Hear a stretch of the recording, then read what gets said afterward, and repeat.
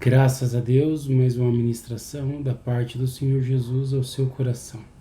Que a palavra seja adorada e exaltada, que Ele cresça e que eu diminua. Somente o Senhor é Deus, né? Somente Deus é o Senhor.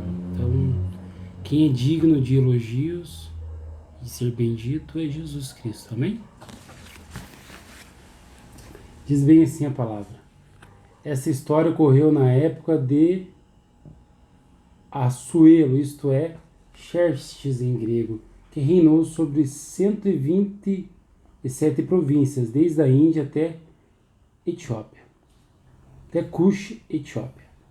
Naqueles dias o rei Xerxes governava a partir de seu trono real na cidade de Suzã e, no terceiro ano do seu reinado, ofereceu um banquete a todos os seus homens ilustres e oficiais. Estavam presentes os mais destacados líderes militares da Pérsia, os príncipes e nobres da província. Durante 180 dias, ele apresentou aos seus convidados as riquezas do seu glorioso reino e esplendor da sua majestade. Passados aqueles dias festivos, o rei deu um outro banquete no pátio do jardim do Palácio Real durante 7 dias a todo o povo que estava na cidade de Suzã, e desta vez a festa foi destinada tanto aos ricos quanto aos pobres. O jardim possuía grandes cortinas em tecido branco, verde e azul celeste, atadas a finas argolas de prata e a colunas de mármore puro com cordões de linho da melhor qualidade, em tecido púrpura. Também havia assentos de ouro e de prata sobre um piso ornamentado com mosaicos de pórfiro, isto é, madrepérola salpicada de pedras preciosas incrustadas no piso. Devido à generosidade do rei, o vinho real era servido em grande quantidade, em diferentes taças de ouro puro. E cada pessoa podia beber o quanto desejava, pois o rei já havia dado instruções a todos os moradores do palácio que servissem os convidados à vontade. Os mordomos do palácio, que servissem os convidados à vontade.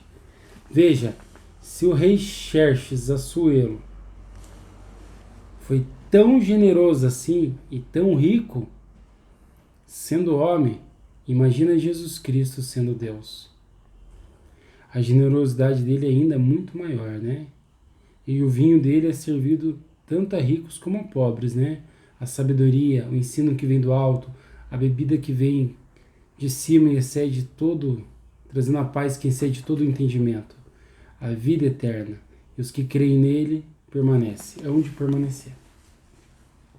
Entre mentes, a rainha Vasti também ofereceu um banquete às mulheres nas dependências do palácio do rei Xerxes. No 7º dia de festa, quando o rei já estava eufórico por causa do vinho, ordenou aos 7 oficiais que o serviam de perto: Meumã, Bizita, Arbona, Bigta, Abagta, Zetar e Carcas, que trouxessem à sua presença real a rainha Vasti, devidamente paramentada e usando sua coroa real.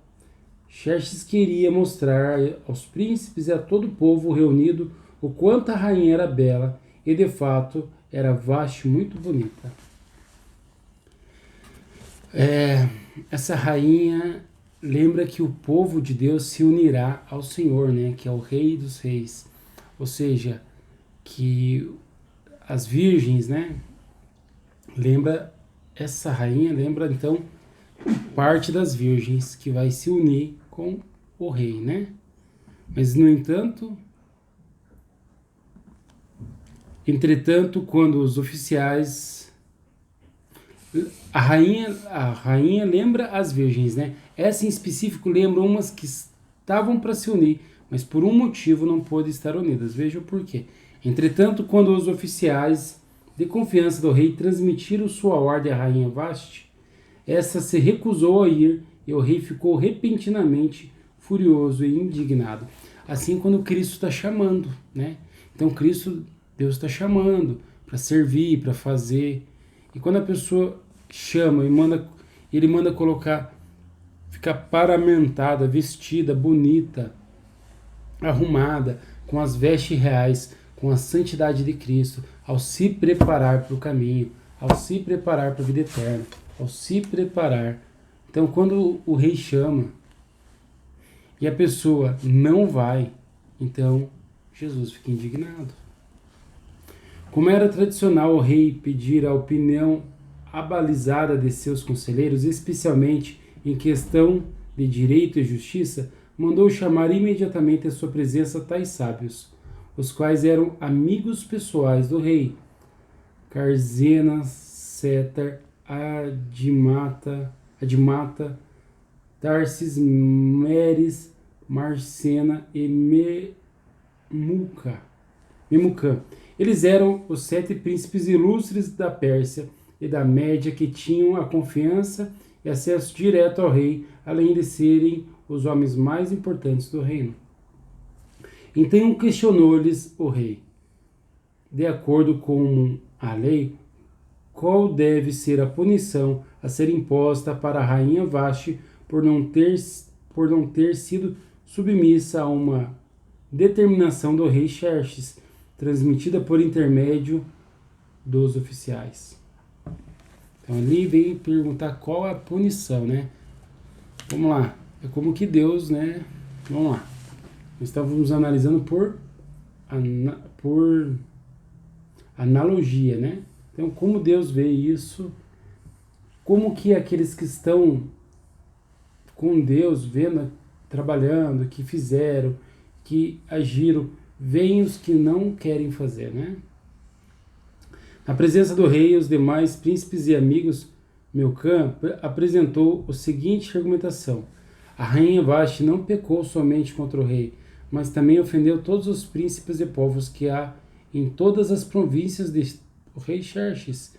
Sendo assim, a atitude da rainha e a maneira como respondeu ao rei logo chegarão aos ouvidos de todas as mulheres, incentivando-as a agir da mesma maneira e do mesmo modo desprezarão seus maridos, alegando: o rei Xerxes ordenou que a rainha Vasti fosse à sua presença, mas ela se recusou e não foi. Lembrando que mulheres na palavra representa a igreja, pessoas. Hoje mesmo as mulheres dos príncipes da Pérsia e da Média dirão a todos os oficiais do rei o que ouviram falar sobre a conduta da rainha. Então haverá muito desrespeito e discórdia sem fim. Se bem parecer ao rei, promulgue de sua parte um decreto real que será inscrito nas leis da Pérsia e da Média e não poderá ser revogado, que Vasti nunca mais tenha acesso à presença do rei Xerxes. Além disso, que o rei outorgue a posição de rainha a outra mulher cujo modo de ser seja melhor do que o dela.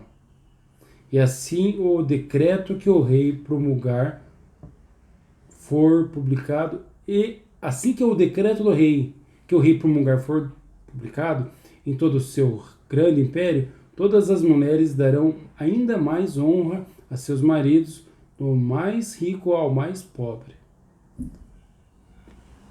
Esse parecer agradou sobremaneira ao rei e aos seus príncipes, e o rei rapidamente colocou em prática o conselho de Memucã, e, nesse sentido, enviou cartas a todas as partes do reino, e cada província e cada povo, de acordo com sua própria língua e maneira de escrever, anunciando como cada homem deveria proceder em casa. Então Deus quer ser respeitado também, né? Deus quer ser reverenciado, Deus quer ser obedecido. Essa palavra ficou muito clara, o porquê ouvir e obedecer, o porquê se aprontar, o porquê se vestir, o porquê ter pressa em agradar o rei, né? Para continuar na postura, para continuar sendo aquele que vai se unir com Deus. O porquê continuar não perseverar se o rei mandar vir? O rei manda ir, faz, o rei manda vir, vem, e com um coração quebrantado e humilde querendo fazer, né? O porquê insistir em agradar ao rei, e o porquê servir ao rei Jesus Cristo, para poder viver eternamente, né? Para não perder a coroa, ou seja, para continuar, para prevalecer com a coroa da vida na cabeça, ou seja, para prevalecer servindo a Deus de maneira humilde, sabendo que o homem não é coisa alguma e que se Deus quiser ele muda, né?